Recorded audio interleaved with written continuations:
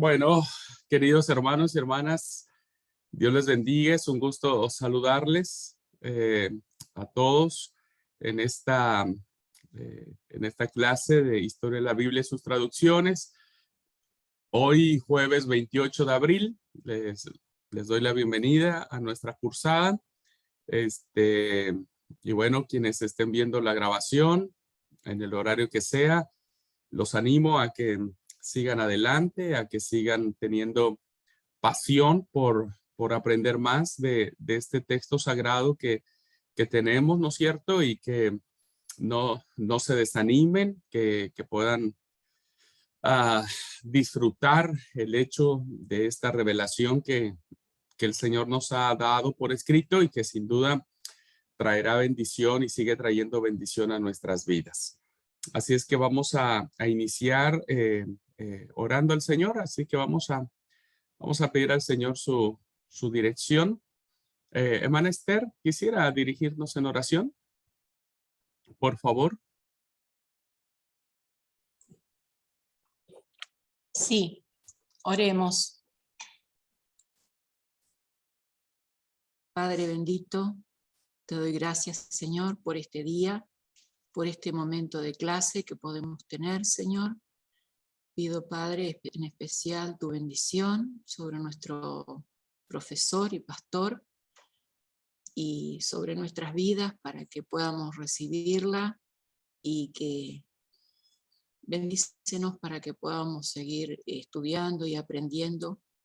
Necesitamos de ti, Padre, para poderlo hacer, porque entendemos, Señor, que son cosas tuyas, Padre, y te doy gracias, Padre, porque nos permites estar en esto y pedimos tu ayuda y tu bendición. En el nombre de Jesús. Amén. Gracias, querida Esther, Dios le bendiga. Bueno, vamos a hacer un pequeño repaso, hermanos, de la clase anterior que vimos, que recuerdan que estuvimos viendo en la clase anterior. Quiero compartir lo que nuestra hermana Tatiana ha compartido. Ella no puede participar, aunque está con nosotros porque está trabajando, pero bueno, ella me pasó su repaso de la clase. Y bueno, ella me dice que lo que nos tiene que quedar claro es la diferencia entre inspiración y revelación, claro. Y yo agregaría, hermanos, el tema de la inerrancia también, ¿ok? Consideremos estos tres conceptos que tienen que ver con la base, el fundamento de la naturaleza de la palabra del Señor. ¿Cuáles eran los libros inspirados por Dios? El canon nuestro. Eso nos compartió Tatiana, cuáles eran los libros inspirados por Dios en los distintos cánones. ¿Alguien más, hermanos, que recuerde algún otro concepto? ¿Qué más vimos la clase pasada?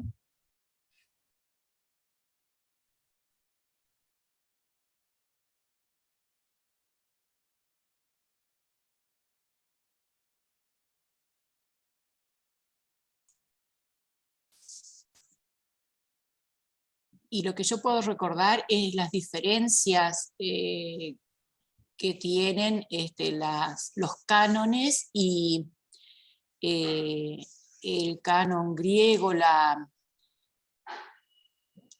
Septuaginta, que tienen la cantidad de libros y que algunos de esos libros están en el canon nuestro de la Reina Valera. Y bueno, que tiene muchos libros la Septuaginta, muchos libros, bueno, a los que nosotros llamamos apócrifos. Y bueno, que la católica tiene algunos, no son tanto los apócrifos que tiene aparentemente la Biblia católica. Okay. Es más seleccionada que la Septuaginta esta o la de Alejandría. Ok. Tenemos entonces que el canon católico incluye dentro de sus libros inspirados a 7 libros más que que nosotros diríamos, o el canon hebreo, ¿no? Sí. Y esos libros nosotros le llamamos apócrifos, ellos prefieren llamarles deuterocanónicos, pero que nosotros no los consideramos como palabra de Dios, como revelación de Dios, como inspiración divina, pero sí lo hará el canon católico. Muy bien. ¿Qué entendemos por canon, hermanos? ¿Qué es canon? Vendría a ser literalmente una vara, y después aprendimos que era como la regla que se utiliza, ¿no es cierto?, para, para seleccionar los libros ahí de... Muy bien, muy bien. Es una medida, diríamos. Después del siglo segundo se le empezó a considerar como una regla de fe. Muy bien, Esme, gracias. Es una medida. Y evidentemente en esa medida, todo lo que entra dentro de esa medida, nosotros sabemos que es palabra de Dios. Por eso se le llaman canon bíblico, ¿cierto? ¿Alguien me quiere contar un poquitito qué entendemos por la tradición oral? Era por ahí las historias o cuando se contaba, se pasaba por ahí de generación en generación, ¿no es cierto? Lo que hoy está escrito en su momento, como no existía la escritura o no tenían acceso a la escritura, fue pasando de generación en generación, contada de una persona a la otra, ¿no es cierto?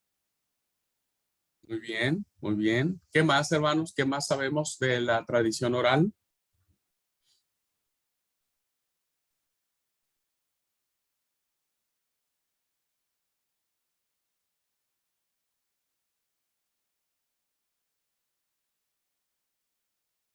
¿Qué tan, a ver, qué tan ah, eh, cierto o qué tan fiable pudo ser que las tradiciones orales que se traían de generación en generación hayan llegado lo más fielmente posible al que finalmente las puso por escrito? ¿Qué, qué certeza tenemos de eso? ¿Por qué pensaríamos que esas tradiciones orales, ¿no es cierto?, se mantuvieron lo más fiel hasta que alguien las pone por escrito? Por ahí lo que yo me acuerdo es que por ahí, aunque se hayan tergiversado un poco las historias, la base de lo que se quiere contar o lo que se quiere decir no altera, como que la base no altera el producto, como se dice en matemática por ahí, que lo que se quiere decir en realidad, aunque se exageró en algunos momentos, lo que realmente se quiere decir es lo que después se escribió, ¿no? Ok, ok. Natalia dice porque eran inspirados por Dios. Ok. Esme, hay un factor importante que influyó para que estas tradiciones se preservaran. Sí, Esme. Bueno, los abuelos a los padres y después a los hijos, así se vienen contando las historias hasta que surge una generación más culta que empieza, que sabe escribir y que empieza, por inspiración divina, a transcribir todo esto que en generación. Ok, buenísimo. Se va transmitiendo de Ahora, generación en generación. Sonia. Yo noté que adquirió mucha importancia porque transmitían las reglas o los fundamentos básicos de convivencia. Entonces era como la memoria era súper importante para ellos, las reglas de generación a generación, cómo deberían ser y demás. Y por eso trataban de que sea lo más puras, entre comillas, posible para que se copie esa regla en la siguiente generación y en la siguiente y así. Entonces, como podemos considerar que, bueno, trataban de que sea a medida lo más copia fiel posible de la anterior. Ok, ok. Vos lo dijiste, la memoria jugó un papel muy importante, hermanos, porque la cultura del Medio Oriente, ¿no? Principalmente en esos tiempos y en esos lugares, la memoria era fundamental. No tenían una cosmovisión o una formación como la nuestra, occidental. No eran tan chismosos. No eran tan chismosos, sí, seguro. Sino que efectivamente, vamos, ese tipo de culturas tomaba muy en serio estas situaciones, ¿no? Y sobre todo lo que tenía que ver con sus aspectos fundacionales, con sus aspectos donde surge o nace su identidad como pueblo, ¿ok? Por eso las historias que nosotros vamos a mirar en el Antiguo Testamento son historias que más allá de que revelan a Dios, también cuentan la historia de un pueblo. Entonces, por eso era importante, o sea, cómo nosotros preservamos nuestros aspectos fundacionales como pueblo. Bueno, contándoselos a nuestros hijos y ellos a sus hijos y ellos, etcétera, etcétera. ¿Okay? Hasta que alguien, como dijo Esme, llega a una clase más culta, ¿no? Donde incluye otro tipo de documentos y otro tipo de información y de a poco se va conformando el canon sagrado. ¿Ok? Buenísimo. Cuéntenme, por favor, ¿cuántas secciones tenemos en los que se conforma nuestra Biblia? De los libros de la Biblia, perdón, del Antiguo Testamento. ¿Cuántas secciones son?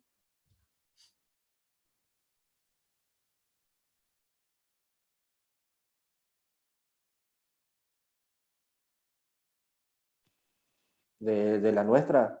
Sí, diríamos de la nuestra. ¿Cuántos?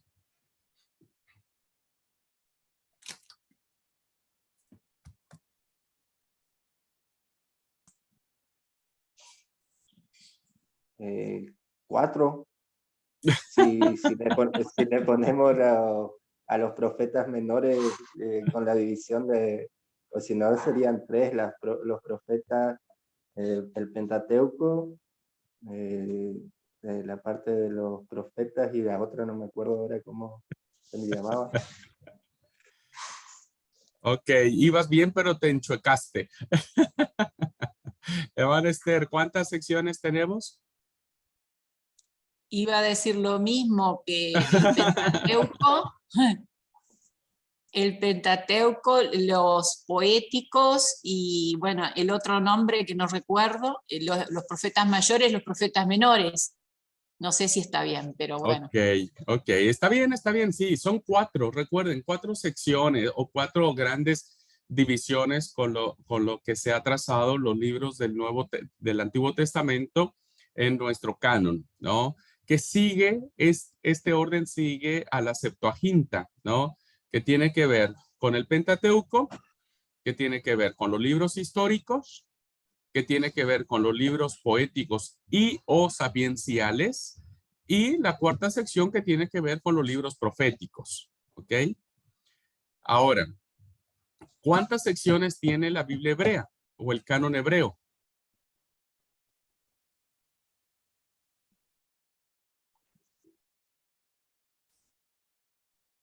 ¿3? ¿3? Sí, según lo que me acuerdo era el Pentateuco, que ellos tienen otro nombre. Después estaban los proféticos y los escritos. Inclusive me acuerdo que Daniel estaba en la parte de los escritos que nosotros le tenemos los proféticos ahí, que era una de las grandes diferencias. Ok. Entonces son 3. ¿Cómo se le llama a esas 3 secciones que les dije? ¿Cómo se le llaman esas 3 grandes secciones de la Biblia hebrea? La Torá, los históricos y los... No, la escritos. Biblia hebrea no tiene históricos como tal. Me acuerdo de la Torá y los escritos. Pero ¿cómo se y llaman a esas 3 secciones? Es cierto lo que vos dijiste, que son el tema de la Torá, ellos no le llaman Pentateuco, le llaman la Torá o la ley, los profetas anteriores y profetas posteriores, y la sección de los escritos. Ahora, a esas 3 secciones, ¿cómo se le llama? ¿Cómo le diríamos a la Biblia hebrea?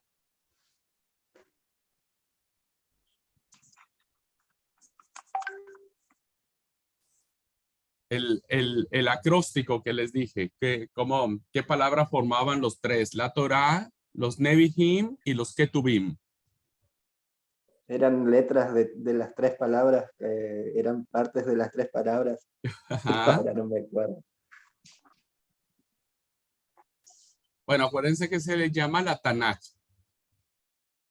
Cuando hablamos de la Tanakh, estamos hablando de la Biblia hebrea, que encierra estas tres grandes secciones: la Torá, los Nevi'im, los Ketubim. ¿Ok? Muy bien. Tanaj, sí. Algunos escriben con J, Tanaj, al final, otros escriben con K de kilo, pero está bien, depende de quién lo escribe. Muy bien. Sonia, ¿me decís cuáles son los libros del Pentateuco o de la Torá? Génesis, Éxodo, Levítico, Números y Deuteronomio.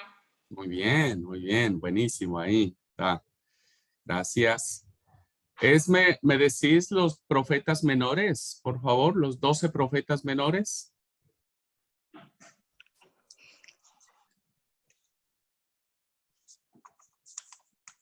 Raúl, ahí es donde me atoro.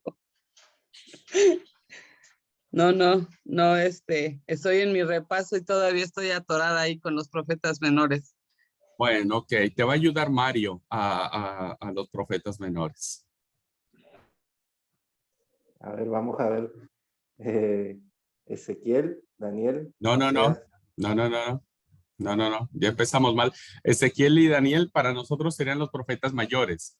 Ah, ok. Entonces serían los demás. Oseas, Joel, Amós, Abdías, Nahum, Jonás, Miqueas, Nahum, Habacuc, Sofonías, Zacarías y Malaquías. Ageo, Zacarías Zacarías y y Malaquías. Muy bien. Bueno, alguien ya se desconectó porque no quería que le preguntara yo. Hermana Esther, dígame los libros poéticos y o sapienciales.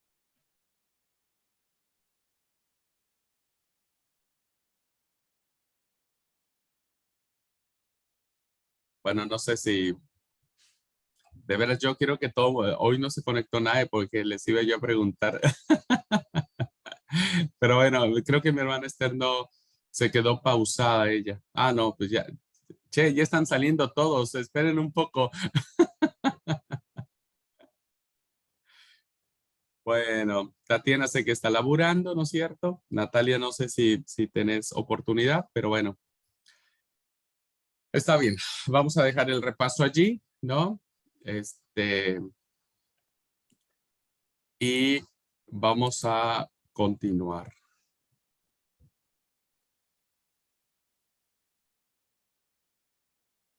Bueno, vamos a continuar con la clase.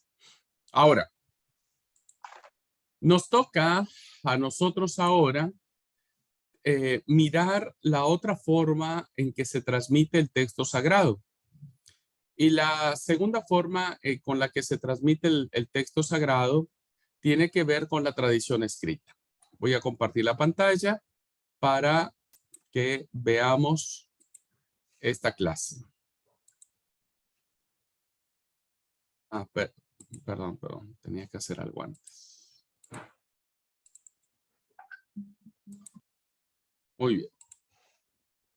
Entonces, hablaremos de ahora la siguiente forma en que el texto sagrado se dio a conocer. Hablamos entonces de la transmisión oral, ¿no? A ver, no significa, hermanos, que en este periodo de transmisión oral, voy a retornar una diapositiva antes. ¿Qué hice? Un segundo más. No sé para dónde se fue.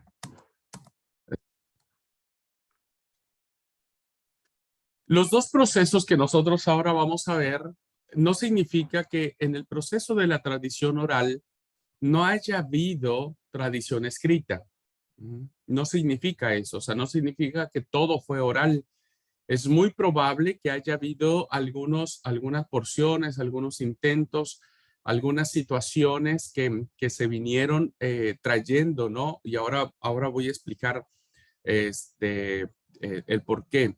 Entonces, la transmisión oral y escrita iban en muchas ocasiones o en algunas ocasiones de la mano. Es decir, por un lado, se seguía la tradición oral y por el otro lado se hacían algunos intentos para dejar registro de de los acontecimientos, de las historias, etcétera, que tenían esta tradición oral. Por ejemplo, nosotros encontramos que la escuela de los profetas o los hijos de los profetas, ellos ponían por escrito sus oráculos, ¿no? No sabemos mucho de algunos de ellos porque se han perdido en el tiempo, pero hay evidencia de que estos profetas ponían por escrito sus oráculos que otros grandes profetas pronunciaban porque eran los hijos de los profetas, los discípulos de los profetas. Y cuando ponían por escrito, lo vamos a ver, por ejemplo, en el libro de Isaías, ¿no?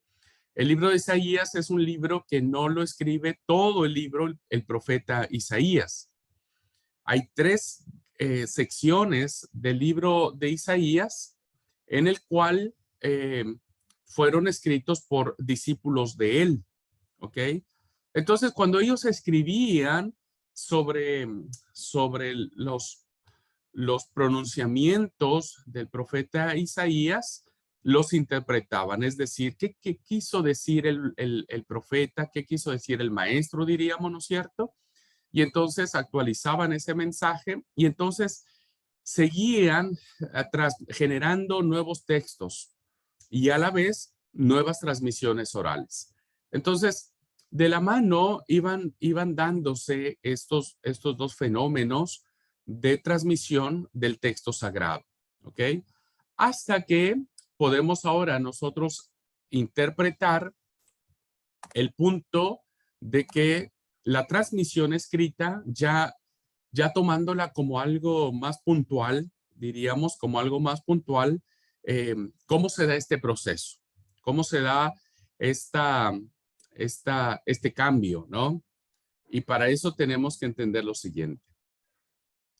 La historia de la escritura, hermanos, en términos generales, cuando nosotros hablamos de poner por escrito algo, en la antigüedad conoció momentos muy cruciales. Hubo cambios bruscos, diríamos, cambios significativos en el proceso de poner por escrito el texto sagrado o incluso, hermanos, cualquier otro texto que se haya generado a la par del texto sagrado. Entonces, la historia reconoce diversas metamorfosis que tuvo la escritura para poder tener una correcta y fiel transmisión textual de los libros conocidos por aquel entonces, incluido el texto sagrado nuestro, ¿no? Es decir, estos momentos cruciales que tuvo la escritura fueron importantísimos para poder poner por escrito de manera fiel, de manera más cercana a la realidad, lo que se quería transmitir a través de la escritura.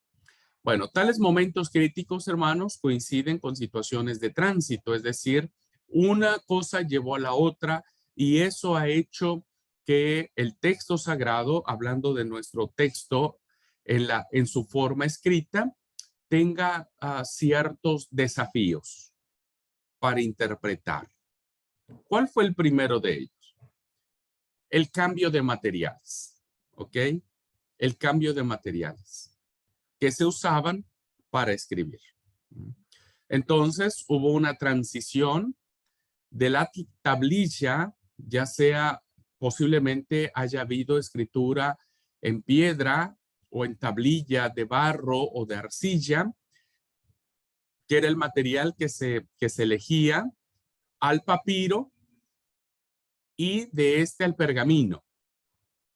Entonces, fíjense cómo es muy interesante este cambio, porque como lo vamos a mirar más adelante, tal vez lo que se podía haber escrito en tablillas, ¿no es cierto?, que eran muy pequeñas, no les permitía escribir todas las ideas que podrían escribir en un papiro, porque recuerden que el papiro, eran estas láminas de la caña que crecían alrededor de los ríos y evidentemente podrían ellos tener cualquier cantidad, lo que se pudiera hacer, ¿no?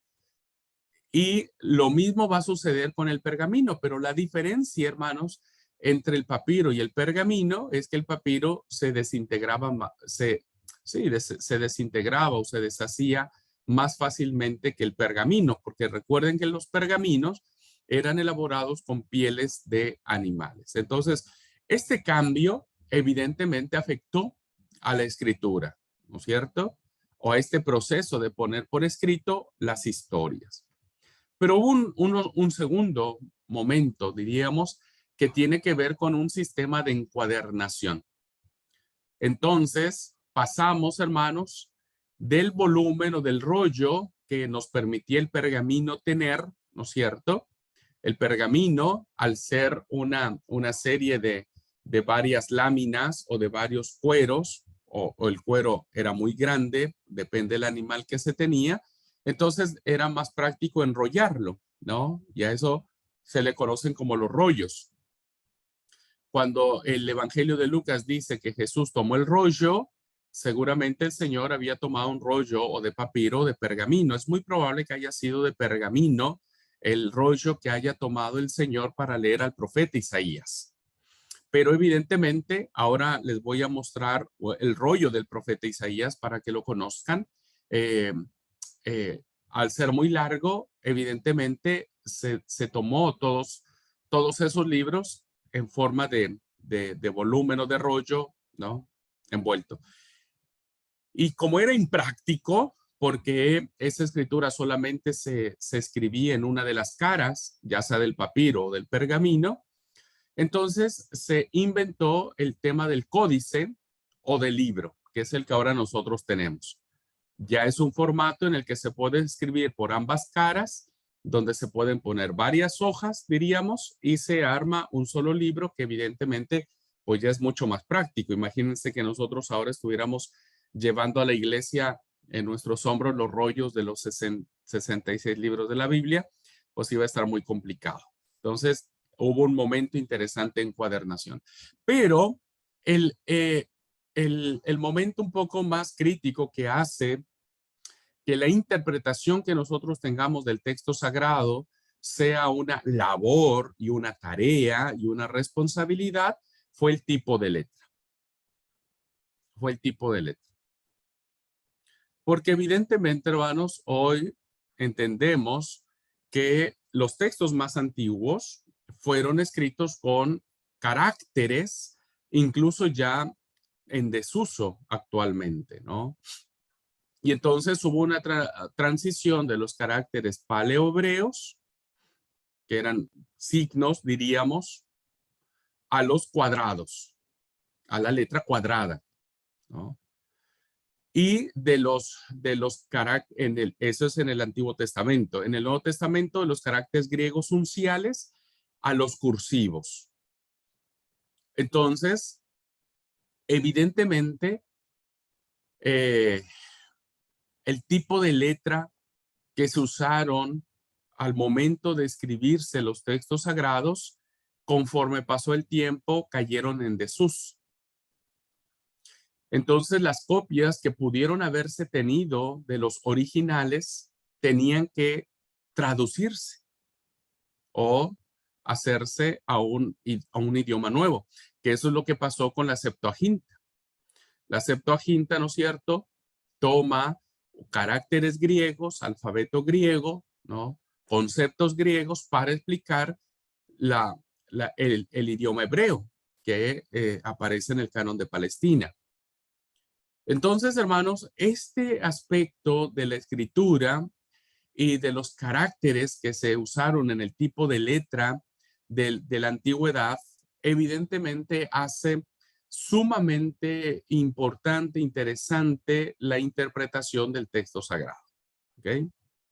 Ahora, Israel, ubicándonos en nuestro objeto de estudio, Israel era un pueblo que conservaba fielmente y de forma oral todos los acontecimientos que le iban sucediendo en su caminar por la historia. Esto es lo que yo les decía. En Israel juega un papel muy importante la memoria, porque para ellos es de vital importancia conservar los recuerdos fundacionales de sus orígenes. ¿Dónde se fundamenta su origen? ¿De dónde vienen? ¿No? Y entonces tienen que contar la historia. Y esa fuente de memoria que tenían estas culturas, que era sumamente importante, sumamente sagrada, sumamente privilegiada, se vio eh, eh, empujada o influenciada al tener contacto con las grandes culturas que le rodeaban en aquel tiempo, ya sean los cananeos, los fenicios, los egipcios, todas estas culturas, hermanos, que rodeaban a Palestina, ¿no? Evidentemente estas culturas habían desarrollado ya grandes sistemas de escritura, ¿no? Ya habían desarrollado una postura de contar sus historias, ya no más en tradición oral, sino ahora todo lo ponían por escrito. Y fue una influencia, hermanos, que se notó muchísimo durante la monarquía israelita. Ustedes recordarán, por ejemplo, que cuando se instala la monarquía con David, David empieza a extender sus dominios, ¿no? Nosotros nos ubicamos acá en esta partecita donde está mi cursor, ¿no es cierto? Aquí más o menos está la región de Palestina, ¿no? Entonces, David empieza a abrir más su campo de acción, pero cuando llega Salomón, Salomón empieza a tener contactos diplomáticos con todas estas regiones que circundaban, hasta Egipto, por ejemplo, ¿no? Y todo lo que es Fenicia, Siria, etcétera. Todas estas culturas que ya eran potencias en aquel tiempo, que eran culturas no solamente adelantadas en aspectos de construcción y de ciencia, también en aspectos de escritura, fueron influenciados de tal manera que es en el periodo monárquico, principalmente con Salomón, donde se forma de manera seria y en todo su apogeo la literatura escrita. Por eso es que en esa época, hermanos, empiezan a escribirse con mucho mayor detalles algunas de las historias que se han venido recogiendo en la tradición oral. Y será en el exilio donde se haga la mayor cantidad de producción de los libros que nosotros ahora conocemos. Los relatos de la creación se escribirán para esa fecha, principalmente, ¿no? Habrá grandes cambios radicales en el pensamiento del pueblo de Israel, que harán principalmente en el exilio del Reino del Sur, la necesidad de poner por escrito sus tradiciones. ¿De qué forma nosotros entendemos que ha sido la transmisión escrita? Bueno, primero, hermanos, podríamos decir en términos muy generales, ¿no es cierto?, que la escritura coiniforme a través de signos se realizaba en la Mesopotamia en tablas de arcilla. Hay varios descubrimientos arqueológicos que tienen este tipo de escritura, diríamos, en este tipo de material, pero nada sabemos sobre lo ocurrido en el que Israel pasa del uso de la tablilla al empleo del papiro.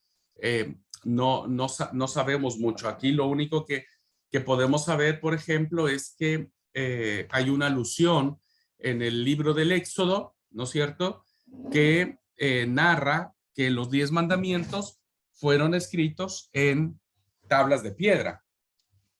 Sin embargo, no se conservan, no se tiene registro, vestigio alguno de ese documento, si se le podría llamar así, que fue escrito en este tipo de material. Entonces, no sabemos si en algún momento Israel puso por escrito alguna de sus historias con este tipo de material. Solo sabemos que sí lo hizo en papiro, porque ahí tenemos varios vestigios de que existía el papiro como forma o como la utilización que tenía Israel ya en algún momento de su historia para poner por escrito para poner por escrito sus narraciones. De la tablilla de arcilla, hermanos, ¿no? Evidentemente hay una transición del papiro al pergamino. Esta transición tiene lugar a comienzos del periodo persa, una vez que han vencido a los babilonios o caldeos, ¿no? Los persas es una potencia, hermanos, muy amante de la literatura, ¿no es cierto? Entonces hubo un gran apogeo en el periodo persa y se cambia del pergamino del papiro al pergamino. Y coincide en este apogeo del imperio persa con los inicios de un proceso de ir canonizando la literatura bíblica. No los voy a confundir ahora, vamos a hablar más adelante en otra clase cómo se empieza a hacer este proceso de canonización, de decir cuáles libros son sagrados y cuáles no. Y entonces, como se tenía y como se iba a ir reconociendo paulatinamente qué libros eran sagrados y qué libros no eran sagrados, necesitaban ponerse en un material que fuera mucho más duradero, que pudiese conservarse más años. Y eso no lo conseguían en el papiro, porque el material que tenía evidentemente se desintegraba más fácilmente, principalmente en los ambientes húmedos. Y por eso se prefiere y se pasa a la transición del pergamino, porque el cuero de piel, evidentemente, el cuero de la piel de los animales, evidentemente era mucho más durable que el papiro.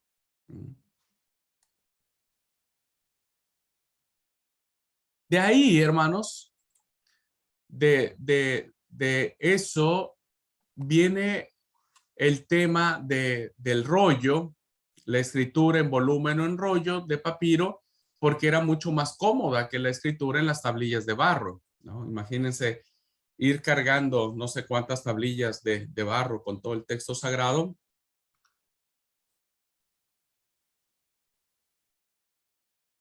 Lo hacía poco improbable. Entonces se utilizó el sistema de rollo, que era enrollar las tiras que se unían para escribir el texto sagrado. Sin embargo, el papiro se deterioraba más con el paso del tiempo, como dije, en las regiones húmedas y se optó por tener mucho más lo que es el pergamino. El pergamino.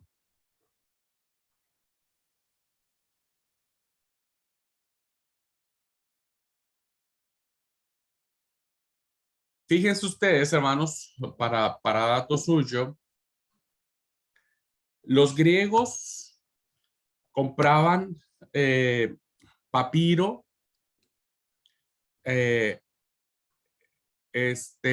era la forma que ellos tenían, y se cree, hermanos, que en la biblioteca de Alejandría es una ciudad muy importante, ahí es donde se va a dar la traducción de la Septuaginta.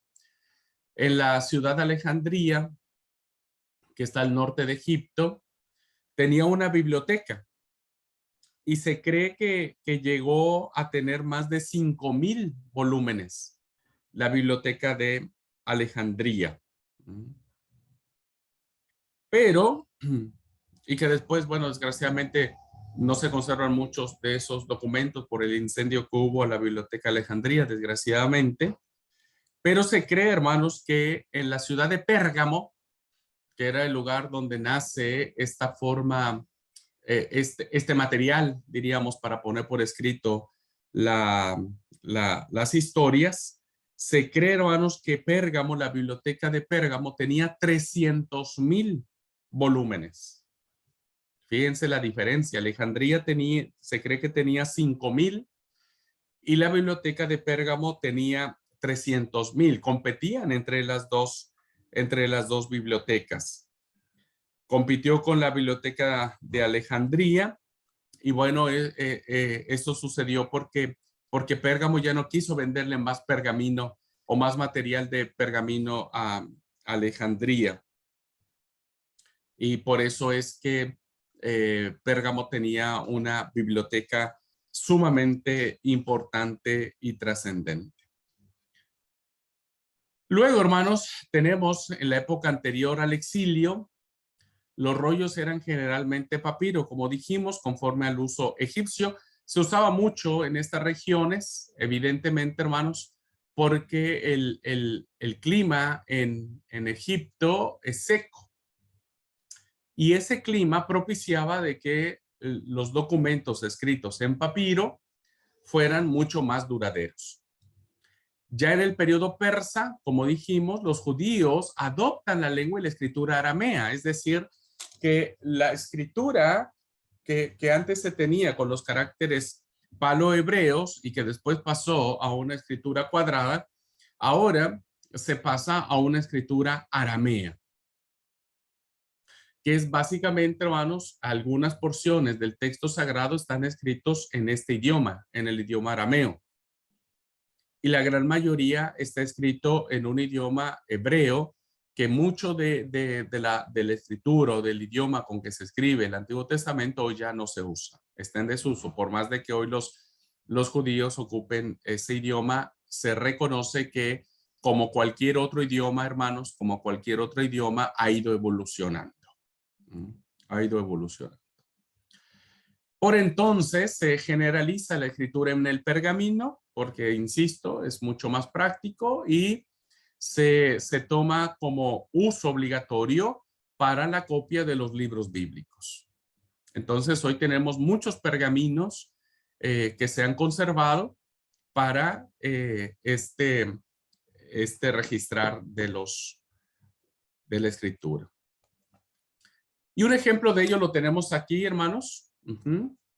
Esto que ustedes ven en la fotografía que está aquí donde está mi cursor, se le conoce como el Santuario del Libro en Jerusalén. El doctor Adolfo Reutemann, un judío argentino, es el curador de este lugar, ¿no es cierto? Porque este lugar se levanta en honor a los escritos o los manuscritos, a los pergaminos que se encuentran en las cuevas de Qumran, en el desierto egipcio.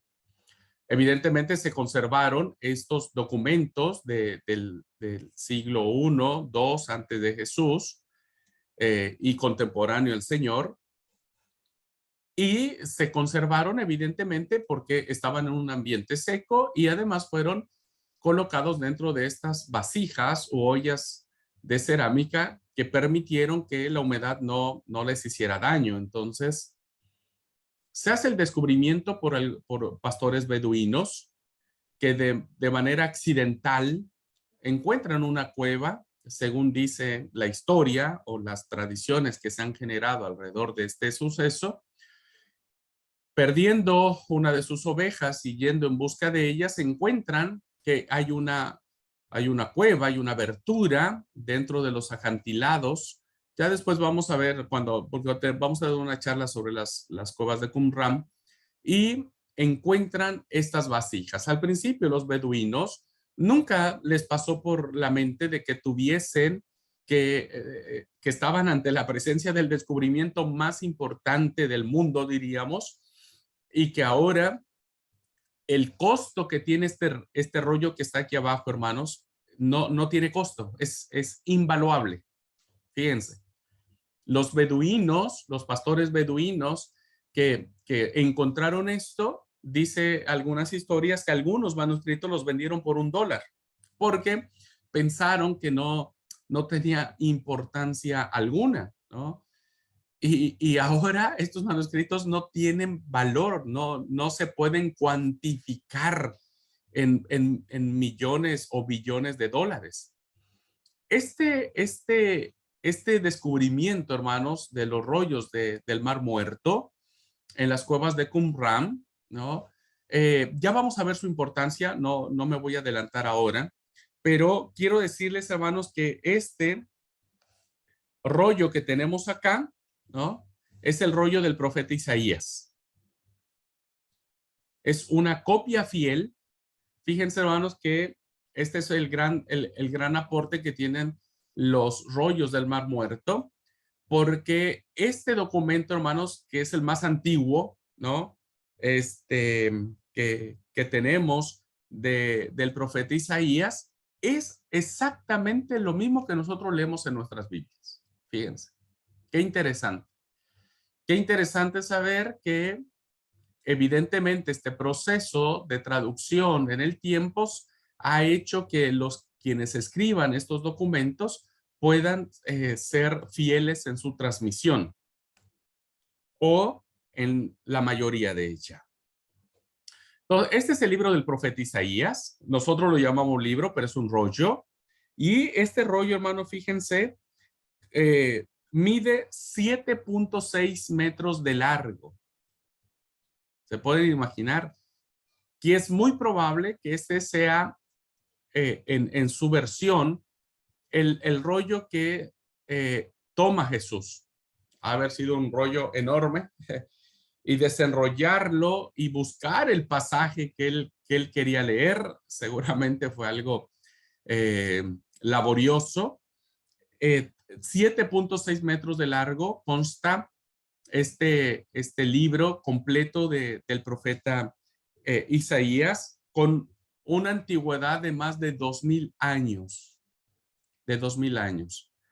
Y esto que aparece aquí, hermanos, aquí en la fotografía, en el santuario del libro, acá lo que rodea a esta forma, hermanos, tiene que ver con, no estoy recordando cómo se le llama a este palito, diríamos, a esta forma con la que se usaban ya me voy a acordar, se tomaba para desenrollar, ¿no?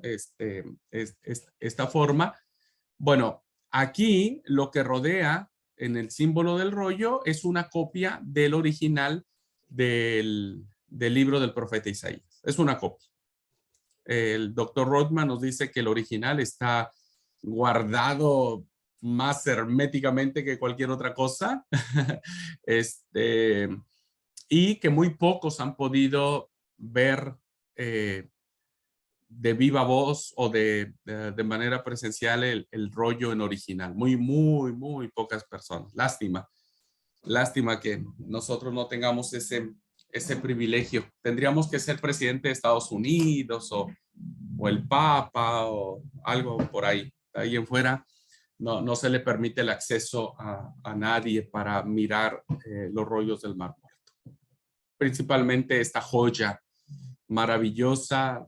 Ha de ser increíble ver este documento, hermanos, escrito por esta comunidad de Senia, que creen que eran los que habitaban en las cuevas, en los desiertos de Egipto, y que dada la invasión de Roma a Judea, y no queriendo que su literatura pudiese ser destruida, terminan escondiendo estos rollos para preservarlos. Los umbilicus, sí, los umbilicos. Tiene un nombre más castellanizado y ahora lo voy a recordar. Gracias, Esmo. El umbilicus es como el nombre más técnico, pero ya lo tenía acá. Es una denominación más más castellanizada, diríamos. Muy bien. Ahora, se ha pasado entonces de esta forma, hermanos, donde se ponía por escrito. Estamos viendo las distintas maneras, formas, elementos, procesos evolutivos que ha tenido la escritura y que esta también ha afectado el texto sagrado. O sea, que todos estos cambios también han influenciado o han impactado en la transmisión escrita, en la transmisión de poner por escrito el texto sagrado. Bueno, después de tener estos rollos, ¿no es cierto?, en esta forma, se pasa al sistema de códice, ¿m? Que es un sistema mucho más mucho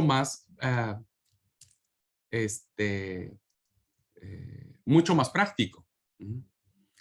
El rollo, el que vimos anteriormente, tenía un enorme inconveniente, y es que solo era posible escribir por una de sus caras. Evidentemente, tenían que unir muchas de estas planchas u hojas, diríamos. No eran hojas, solamente estoy haciendo la alusión como para que nos imaginemos tantas y cuantas hubiesen sido necesarias para el propósito del escriba. Entonces, para extender y leer un rollo era preciso utilizar las dos manos, y la comprobación de la cita resultaba muy incómoda, es lo que les decía, ¿no? Seguramente cuando el Señor Jesús leyó o tomó el libro, el rollo del profeta Isaías, tuvo que haber desenrollado todo eso, ¿no? Y buscar. Ahora para nosotros es muy fácil, porque dicen, bueno, capítulo 5, versículo 4. Bueno, ya, nosotros somos cancheros para encontrar las citas, ¿no es cierto? Pero no sucedía así, porque los libros, hermanos, la literatura, la escritura del texto sagrado, no fueron escritos ni con signos de puntuación. Ya vamos a mirar un poquitito acerca de la vocalización del texto sagrado. Era de corrido, ¿no es cierto? Sí se hacían por líneas, sí se hacía contando las palabras, pero no había ni capítulos ni versículos. Entonces era muy incómodo, era muy impráctico, y por eso es que nace el códice. No es extraño que el rollo, esta forma, ¿no es cierto?, cayera progresivamente en desuso y se haya sustituido por el códex o el códice, que eran hechos de hojas de papiro al principio y de pergamino más tarde, que no era otra cosa más que agrupar todos y hacerlo todo en forma de un libro, ¿no? Es lo que ahora nosotros tenemos, solo que nosotros no le llamamos códice más, sino le llamamos libro. Hay una razón más por la cual, ¿no es cierto?, se hace esta parte. Bueno, decirles que entre los códices más famosos, esto necesitaría que ustedes no lo olviden, porque lo vamos a retomar en alguna clase, que tienen que ver con de dónde surgen nuestras Biblias, qué versiones o qué traducciones nuestras Biblias modernas toman para traducir el texto sagrado. Y habrá dos códices muy importantes, que son los códices más antiguos que se tienen, ¿no? Y se tiene el Códice Vaticanus y el Códice Sinaiticus. El Códice Vaticano o el Códice Sinaítico, como se quiera llamar. Que son los códices más antiguos que tenemos, del cual muchos traductores se han valido o han tomado como base para sus traducciones, ¿ok? Pero eso lo vamos a ver mucho después. Evidentemente, hermanos, empieza a haber un sistema en el cual debe hacerse no solamente más práctico el uso de de la escritura, sino también tiene que ser algo que sea mucho más económico. Porque, hermanos, el costo era muy alto para escribir en los rollos. Era muy alto, era muy... no cualquiera podría tener. Ahora nosotros tenemos imprenta, tenemos fotocopiadoras. Hoy el papel no fue introducido sino hasta en Europa por los descubrimientos de Marco Polo, ¿no? Pero antes no. Entonces era muy costoso escribir en estos rollos, ¿no? Principalmente los pergaminos. Una piel de oveja, fíjense, una piel de oveja que vendría a ser una hoja nuestra, medía alrededor de 60 a 80 centímetros por todo el proceso que tenía. Y que solamente era una porción que era útil para escribir, era lo que se usaba para escribir, de 60 a 80 centímetros, una piel de oveja, una hoja. Para un escrito que pudiese tener 12 metros de largo, por ejemplo, si queríamos escribir 2 veces el libro del profeta Isaías, más o menos habría que matar 20 ovejas. 20 ovejas para primero tener el papel, diríamos, o la piel para escribir. Eso era mucho, imagínense, solo para escribir eso. Más aparte el dinero que habría que invertir para pagar primero las ovejas, tener el dinero para pagar las 20 ovejas y después al curtidor que tenía que preparar esa piel y hacerla útil para que pudiese plasmarse tinta en ella. Entonces era muy caro, muy caro en aquellos tiempos el sistema de la escritura y principalmente el texto sagrado. Por eso el códice, que puede escribirse en ambas caras, ayuda muchísimo a no solo hacerlo más práctico, sino mucho más económico. Entonces, en términos generales, hermanos, pasamos, este sería que el proceso, ¿no? Tablas de piedra, que es muy probable, hermanos, que haya podido existir la posibilidad de que algunos textos sagrados se hayan escrito acá. Vuelvo a repetir, la alusión de los 10 mandamientos escritos en tablas de piedra nos hace pensar que es muy probable que algunas de las historias se conservasen en este material, solo que no se conservan actualmente, ninguna de ellas. No hay ninguna pieza de piedra que contenga el texto sagrado. Tampoco, hermanos, tenemos, bueno, después se pasó a las tablillas de arcilla, ¿no es cierto? Aquí hay mucha literatura de las culturas paganas o anteriores, diríamos, ¿no? Bueno, pasamos al tema de los pergaminos, perdón, del papiro, al tema del pergamino y finalmente al sistema de códice o al sistema de libro, que es actualmente el que sigue en uso. No, bueno, no, perdón. Ahora tendríamos que poner aquí una computadora. Tenemos que poner una tablet. Fíjense cómo ahora ha evolucionado mucho eso. O sea, ¿por qué ahora tenemos una tablet? Porque ahora es mucho más práctico. Ya para nosotros ya no vamos cargando el libro a la iglesia, todo este libro que nos pesa. Entonces solamente llevamos nuestro celular, que es mucho más práctico. Y entonces ahí ya buscamos el texto sagrado y ahí buscamos ya muchas cosas. Entonces fíjense cómo voy a tener que actualizar mi diapositiva porque ahora estamos entrando en la era en donde no es más el libro físico, sino ahora es el digital, el PDF, el famoso PDF. Muy bien. Ahora, hablemos un poquitito de esto, hermanos. Aunque al final vamos a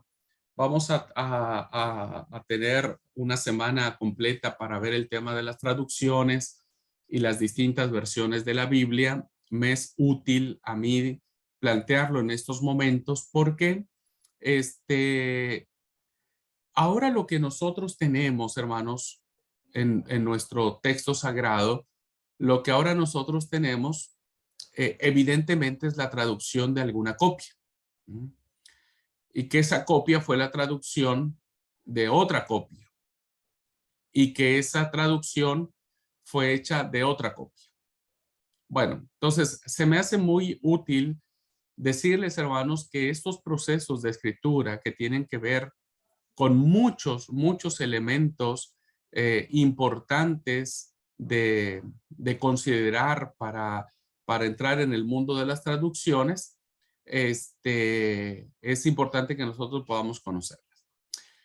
Una gran mayoría de las personas jamás hemos tenido en nuestras manos la Biblia en su lengua original. Nadie, hermanos, absolutamente. A ver, nadie, estoy hablando de ahora, evidentemente, quienes escribieron el texto sagrado y las comunidades que estuvieron cercanas, pues sí lo conocieron en su lengua original. Pero la gran mayoría, desafortunadamente, y creo que no tan desafortunado. Ahora explico por qué.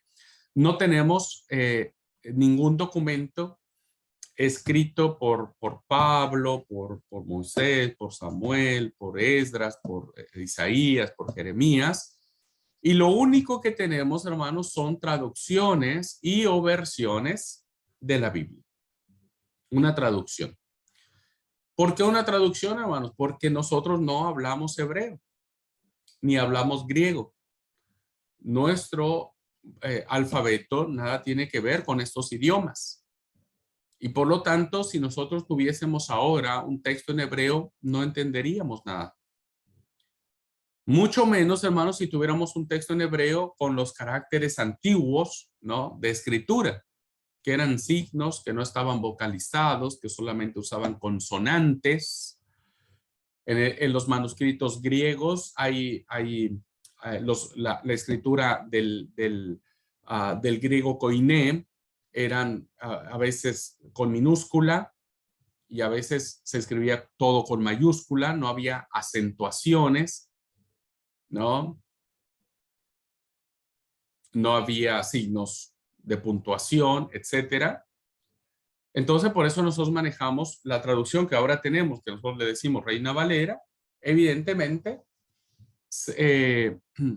debemos saber que no tenemos un original porque los idiomas originales con que fue escrita, nosotros no las conoceríamos, ni sabríamos. Por eso hay muchos especialistas en el campo bíblico que estudian muchos años para especializarse en cierto tipo de escritura antigua, para poder leer y traducir lo más que se pueda a nuestra comprensión. Entonces, no tenemos una Biblia en original o un texto en original porque los idiomas originales con la que fue escrita no son conocidos por nosotros, o por lo menos en la forma en que se hablaba en ese entonces. Ya el hecho, hermanos, de plantearnos culturas distintas nos da la opción de tener que traducir esa palabra. Por ejemplo, hermanos, si yo les dijera a ustedes, les voy a poner un ejemplo. Si yo les dijera a ustedes, por favor, hermanos, por favor, quiero que tapen la pichancha, ¿qué entenderían ustedes? Díganme lo que se les venga a la mente, no importa lo que sea. ¿Qué entenderían si yo les dijera ahorita, hermanos, por favor, quiero que tapen la pichancha? Ayúdenme, por favor, abran sus micrófonos y díganme lo que piensen. ¿Qué les estaría yo diciendo? Si creen que es una ofensa, bueno, también díganmelo. Pero a ver, ¿qué entenderían por eso? Tapen la pichancha, por favor.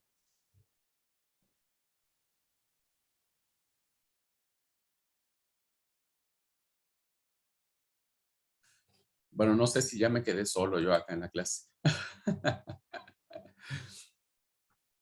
No sé, a mí me suena como tapen la cara o tapen, no creo que sea cámara, pero, o sea, ubico en el contexto, ¿no? Como tapen la cara, la cámara o algo por el estilo. Ok, buenísimo. ¿Alguien más? ¿Qué entienden? Tapen por favor la pichancha. Y no no entiendo nada, pero mi imaginación es parecida a la que acaba de dar esta chica, que tapar alguna cosa que estoy viendo, que es en este caso la pantalla o el escrito. Ok. ¿Alguien más tiene otra idea de lo que es tapar la pichancha?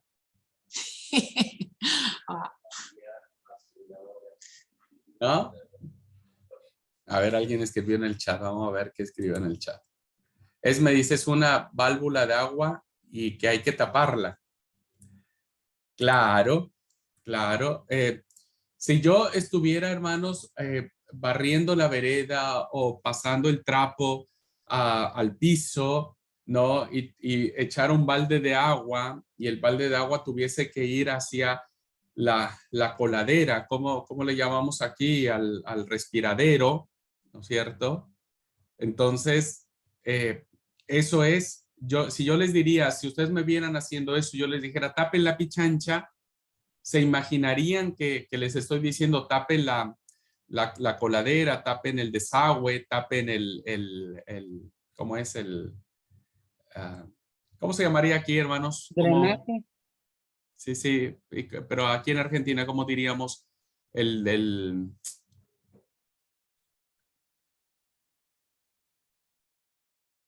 Sí, la coladera, qué sé yo, ¿El desagüe de una pileta? el desagüe de una pileta, exactamente. Entonces, una pichancha es el desagüe de una pileta. Ustedes dirán, nada que ver. Ahora, fíjense ustedes, si yo escribiera algo ahora, así, y que dijera, bueno, tapen la pichancha, y alguien dentro de 5,000 años tuviese que leer un escrito con mi idioma, ¿no? Él tendría que hacer un esfuerzo y tendría que investigar y tendría que ver, a ver, ¿dónde se crió Abraham? ¿Dónde nació? ¿Qué palabras usaban en aquel tiempo? ¿Qué estaba haciendo él para entender mi palabra o lo que yo quiero decir? A ver, eso es un ejemplo burdo, pero que me permite a mí ilustrar, hermanos, que lo que nosotros hoy leemos de la palabra del Señor es básicamente una traducción. O sea, quien traduzca dentro de 2,000 o 3,000 años lo que yo quise decir, para mí es decir, tapen la coladera, para mí. Eso es lo que para mí significa. Pero el traductor va a decir, bueno, Abraham vivió en Argentina, él lo dijo en Argentina, pero en Argentina no se decía coladera, se decía desagüe de la pileta. ¿Me explico, hermanos? Entonces él no va a traducir tapen la coladera. Él va a traducir tapen el desagüe de la pileta. Pero quien lea esto en México, principalmente en mi tierra donde yo nací, en Veracruz, en la provincia de Veracruz, no le va a entender, no va a entender qué es el desagüe de la pileta. Un mexicano no sabe qué es el desagüe de la pileta. Entonces, este es un proceso, hermanos, muy serio de profundizar en el texto sagrado, y entonces por eso es muy importante saber cómo el texto se ha ido traduciendo a nuestras vidas, al menos tratar de acercarse lo más que se puede al original del texto sagrado. Entonces, llamamos traducción cuando hablamos de traducción, cuando te dicen a ti, ¿qué traducción estás usando? Bueno, estoy usando la traducción Reina Valera, ¿ok? Y Reina Valera, ¿de dónde tradujo al español su texto? Ah, bueno, él la tradujo de los manuscritos más antiguos en hebreo y en griego. Ok. Cuando nosotros hablamos de traducción, nos estamos refiriendo que el texto bíblico ha sido traducido de sus lenguas originales o de alguna otra lengua que haya sido escrito a nuestro idioma, a nuestra lengua. Eso es una traducción. Martín Lutero traduce del latín al alemán la Biblia. Y entonces debemos decir algo muy importante. No existen documentos originales, hermanos, de ningún libro de la Biblia, de ninguno. Y creo, dije hace rato que afortunadamente no existe ninguno, porque imagínense, hoy el ser humano es muy dado a sentirse atraído por lo divino. Y imagínense si existiera un original que se demostrara que lo escribió el apóstol Pablo, por ejemplo, sería objeto de adoración. No lo duden. O uno que haya escrito, por ejemplo, el profeta Jeremías, que haya sido de su puño y letra, sería un objeto de adoración. Entonces, no existen, hermanos, ningún original, ¿no es cierto? No existe. Como tampoco existen originales, documentos originales de ningún texto que se haya escrito durante todo ese largo periodo en el cual se escribe la Biblia. Ahora les voy a poner algunos ejemplos.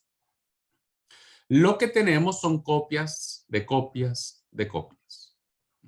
Copias de copias de copias. Entonces, hoy, este texto sagrado que nosotros tenemos acá viene a ser la traducción de copias de copias de copias de copias, ¿no? Y esto se debe, en parte, a que los materiales que se utilizaron, hermanos, fueron tan frágiles como la tablilla, que pudo haberse quebrado en el paso del tiempo, en los grandes saqueos, ¿no? El papiro, el pergamino, atravesaron por un proceso de descomposición acelerado. Algunos porque en el caso, por ejemplo, del papiro, recuerden que al ser un material mucho más delicado, pues evidentemente no iba a soportar el paso de los años. El pergamino pudo haberse funcionado mucho más, o los códices. Desgraciadamente, hermanos, en todo lo que hubo en las guerras, las potencias que conquistaban, destruían todo, principalmente la literatura, porque no querían que hubiese vestigio alguno o rastro alguno del pueblo conquistado. Entonces el conquistador quemaba todo lo que son las bibliotecas, todo lo que tenía que ver con la identidad de ese pueblo, los quemaba, lo destruía, y evidentemente los libros sagrados también pasaron por ese proceso, ¿no? Entonces hubo muchas causas externas que propiciaron que los textos originales, autógrafos, que se le conocen, los textos autógrafos, no existan más. Y vuelvo a repetir, por un lado que bueno, por si no serían objeto de adoración. Y entonces ahora nosotros tenemos este proceso de copias, de copias, de copias. El gran biblista latinoamericano, para no decir mexicano, Edesio Sánchez Cetina, uno de los grandes referentes de la teología latinoamericana, dice, la traducción es una tarea de aproximación. Es decir, hermanos, que quien traduce algo, ¿no es cierto?, va a tratar de aproximarse lo más que se pueda. Recuerden que estamos ante textos muy antiguos, hermanos, 2000, 3000, 4000, 5000, 8000 años de antigüedad, ¿no? Son textos muy antiguos que evidentemente quien traduzca esos textos va a aproximarse lo más que se pueda, va a tratar de decir que la Pichancha era un tipo de desagüe, era un tipo de colador, era un tipo de, pero no va a decir que es una coladera. Lo cual significa, hermanos, que no es posible reproducir fielmente lo que el texto bíblico dice en su lengua original, diferente a ella. Miren, esto pasa mucho hoy en día, no debemos espantarnos por eso. Hoy en día, yo lo viví ahora cuando tengo la experiencia de estar aquí con mis hermanos en Argentina. Cuando yo llegué a Oberá, ustedes saben que hay mucho descendiente alemán, polaco, ruso, ucraniano, mucho, mucho, mucho. Entonces era interesante, hermanos, porque había momentos donde ellos me decían, yo no te lo podría traducir, porque mira, en alemán suena de una manera y tiene sentido en alemán, si yo te lo digo en alemán. Pero si te lo traduzco en español, las palabras que yo voy a utilizar ya le roban el sentido que realmente quiere decirse en alemán. Entonces, Por eso ustedes miran en muchos eventos en la televisión, cuando hay un evento de otro idioma, hay gente que se ríe, el traductor no puede traducir porque no sabría qué palabra utilizar o cómo hacer vívido ese chiste, por ejemplo, en alemán, y entonces abajo le ponen en el subtítulo chiste local, ¿no? No sé si ha notado, ¿no? Chiste local, es decir, solo ellos lo entienden, solo ellos lo entienden, no hay no hay manera de traducirlo.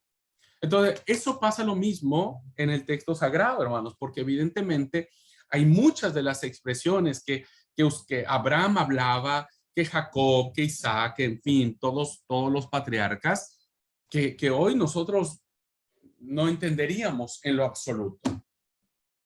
No entenderíamos. Si Abraham el patriarca Abraham hubiese dicho, tapen la pichancha y anda a saber qué. Entonces, quien traduce tiene toda una labor muy importante, porque tiene que tomar en cuenta que quien escribe o quien va trayendo esas tradiciones orales tiene una forma de hablar, tiene un lenguaje.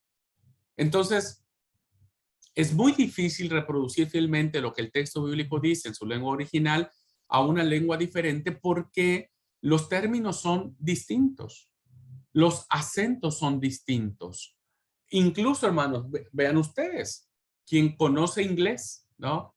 La forma de escribir en inglés es muy diferente a como nosotros lo pronunciamos en español. En español, por ejemplo, el español mexicano, tenemos una expresión que dice ahorita. Siempre, no sé si ustedes se han dado cuenta de que los mexicanos siempre decimos ahorita, ahorita. Y hay veces en que el mexicano dice ahorita, ahorita lo hago. Eso en inglés, hermano, no existe. No hay una traducción, no hay una palabra que traduzca el ahorita. Entonces, fíjense que si nosotros tendríamos que traducir un texto en inglés, no recuerdo alguna frase ahorita, pero hay frases en inglés que se leen al revés. Si yo dijera la casa azul está sucia, en inglés tendría que decir está sucia la azul casa, ¿no? Algo así. Lo que nosotros decimos al principio, ellos lo dicen al final. Entonces la traducción, el que traduce del inglés al español, debe conocer la lengua en español para poder traducir esa parte, ¿no?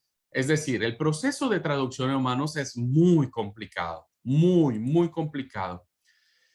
El uso de los modismos, claro, los modismos, gracias Esme, los modismos son diferentes, ¿no? Las expresiones que nosotros usamos aquí, ¿no?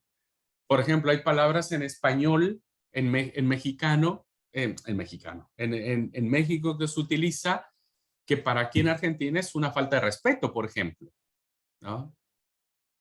Yo un día se me ocurrió en mi inocencia, cuando llegué a la iglesia de Oberá, en mi inocencia, creo que fue mi segundo sermón, algo así, ¿no?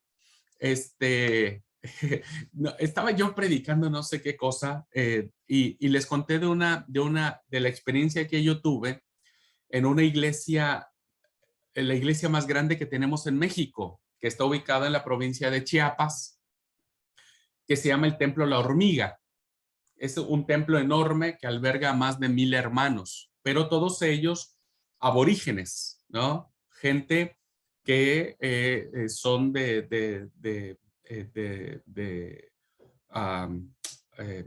etnias autóctonas de esa provincia, que hablan tojolabal, hablan el otro idioma que ahora no recuerdo, tzotzil y tojolabal, y que son de nuestra iglesia, y un día me invitaron a predicar allá, y tuvieron que usar un traductor. Es una experiencia rara esto, porque de verdad es una experiencia interesante. Entonces, yo contaba en la iglesia Oberá esa experiencia que tuve en la iglesia de La Hormiga cuando fui a predicar allá. Y bueno, Setzal, Tzotzil, Tojolabal, exactos, que son idiomas que se manejan allá. Y resulta que yo llegué y no había mucha gente en el templo. No había mucha gente en el templo. Entonces yo emocionado, predicando en la iglesia de Oberá, aquí en Argentina, le digo, ¿ustedes se pueden imaginar, hermanos, que cuando yo llego a un templo enorme de más de 1000 personas, llego y hay apenas unas 50, 70, 80 personas?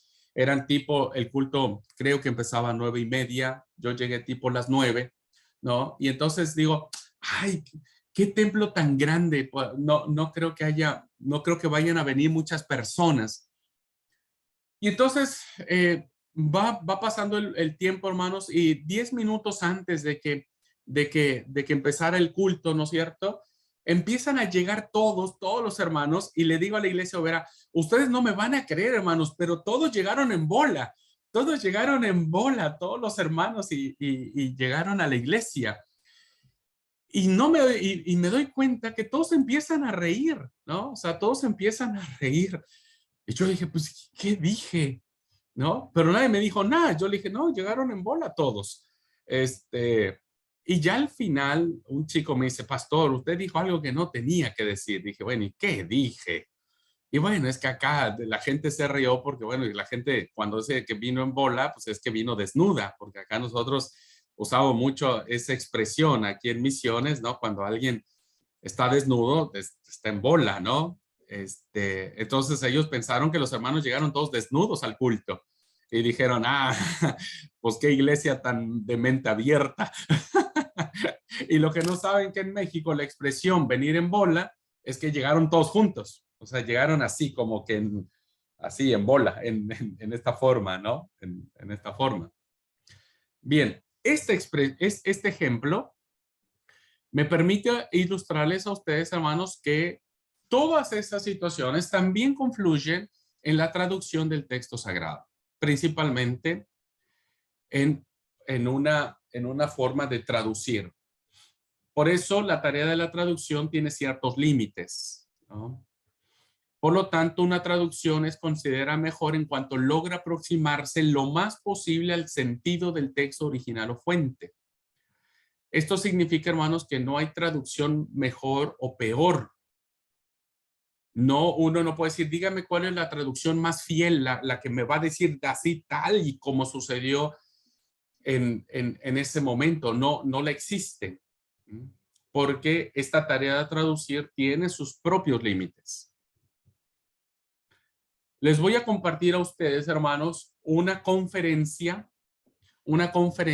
del doctor Samuel Pérez Milós, uno de los grandes biblistas, que 2019, creo 2018, algo así, hubo un evento muy importante en Buenos Aires que tiene que ver con la Sociedad Bíblica Argentina, y él dicta una conferencia muy, muy interesante. La voy a subir a la plataforma para que por favor la puedan mirar, acerca de lo que significa la tarea de traducción de las versiones. Y él da algunos consejos muy interesantes para poder entender qué versión es la que deberíamos de tener, porque esa es la pregunta que le hacen a él y él contesta, ¿no?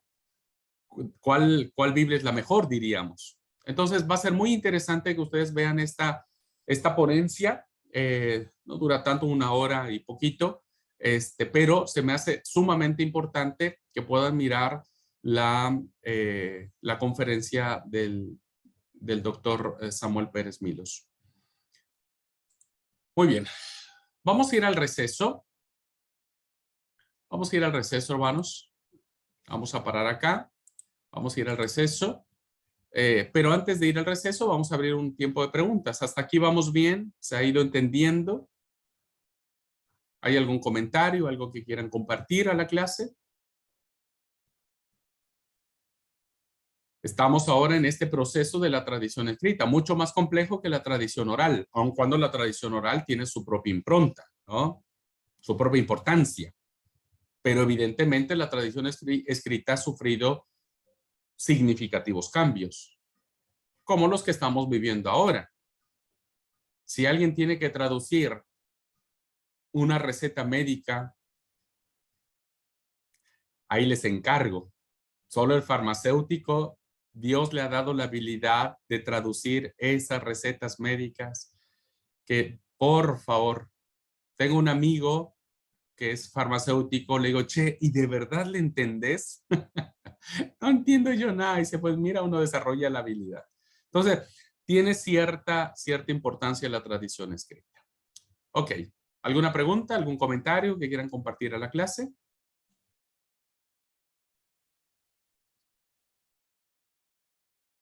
Bien, ¿vamos bien hasta acá entonces? Sí, Esme.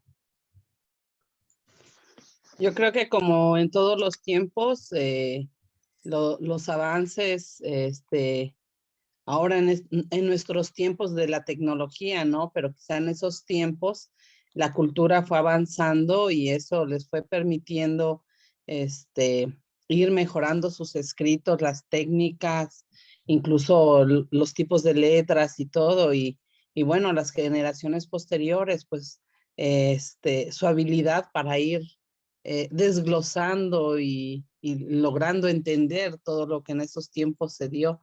A mí se me hace muy interesante todo lo que es la historia. A mí siempre me ha encantado. Está excelente la clase. Muy bien, Esme, gracias, gracias. Sí, sí. Y ya vamos a ver algunos ejemplos, hermanos. Vamos a ver algunos ejemplos para que podamos entender qué significa este tema de la traducción y de las distintas versiones que existen hoy, porque hoy hay un montón de versiones. Solamente hay que discriminar, me parece a mí, cuál podría ser una muy buena traducción. Bien, si no hay ningún otro comentario, ¿sí, Mario? Sí, con respecto a ese tema de la traducción, puede ser que haya pasado en su momento con respecto a la profesión de Jesús, que cuando se tradujo en Europa se le puso como carpintero, pero en realidad era constructor, que hay esa por ahí disputa que se dice que era constructor y no era carpintero. Como en Europa se construían casas de madera, entonces al traducirlo lo tradujeron como carpintero. Sí, eso es lo que sucede en el tema de la traducción. Claro, claro. Y va a depender mucho de la formación del traductor, de su influencia, de su confesión de fe, de las circunstancias que lo rodean. Por eso es que hoy las ciencias bíblicas, hermanos, siguen avanzando, siguen profundizando en el texto sagrado. Lo que protege al texto sagrado es su inspiración divina. Eso es lo que ha protegido al texto sagrado durante todos estos miles de años. Pero como vamos a ver, la crítica bíblica tiene cómo funciona eso, el tratar de ir a lo más original. Entonces, es muy probable que algunos autores planteen que la forma con que está escrita en el original más antiguo que se tenga, en el documento más antiguo que se tenga, la profesión de Jesús tenga una más connotación de constructor que de carpintero. Pero eso ya va a depender del traductor, va a depender mucho de qué elementos tenga, etcétera. Hasta ahora, la gran mayoría sigue inclinándose que la palabra se traduce como carpintero, aun cuando hay voces que establecen que realmente no era carpintero, sino era un artesano realmente. Y como artesano podría haber sido carpintero o albañil en términos nuestros. Albañil en términos nuestros. Pero sí, evidentemente, ese es un problema de traducción. Bueno, hermanos, vamos al receso. 10 minutitos y volvemos.